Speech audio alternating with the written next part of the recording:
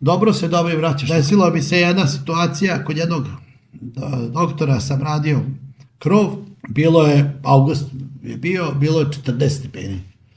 Ja i Lazar smo radili krov i postavili smo grede, štafle i sutra bi pokrivali, pošto se pokrivalo limeni, rebrastim limom, pločama. Ja njemu kažem, tom našem prijatelju, doktor, kog smo radili, da on ode da kupi najlon.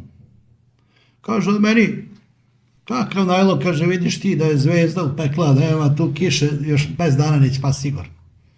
I ništa, otišao on da radi, čovjek radi na psihijatriji, otišao da radi noćnu trađu smenu, mi spakovali u 5-6 sati, ja i Laza i otišli kuća. I ja, onako negdje oko 9 sati, prozorče od kuhinje, pogledam slučajno tamo prema Futogu, da kažem, gleda u tom pravcu. Sve dolazi iz Futoga, sve loše. I smari. Imaju dobar kupus.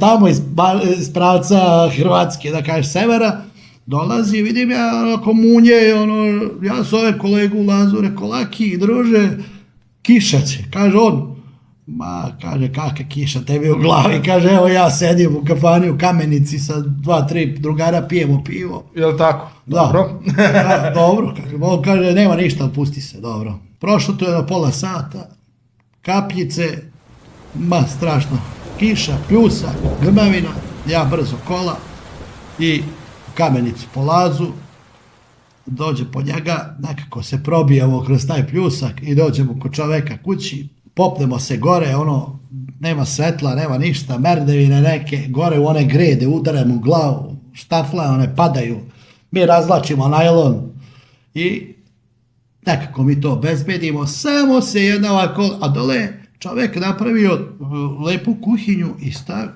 jako skupu kuhinju je ugradio od drveta, zato sam se najviše i bojao, će to propasti sve. I mi dođemo, sve to obezbedimo, sutra dan samo jedna mala linija ovako, rekao ja kažem njemu, i Edine, šta kažeš ti druže moj, neće kiša, sam rekao stavimo najlon. A otišao sam zato što je čovjek bio, znači, jako dobar, da, svaki dan tu da se pojede, da se popije. Žena mu je bila bolesna, ima dete s posebnim potrebama. Stvarno, znači, ali je ljudina. I zato sam ja bi sam otišao da nije teo Lazar, pa šta se desi, koliko bi uspeo bi sigurno. Tako da, dobro se dobro i vraća što kažu i spasili smo da ne bude šteta, ili on je kriv zato što je rekao da neće biti problema, ali u principu, eto, desilo se da je kiša pala, iako je bilo 45 stepeni, što kažem.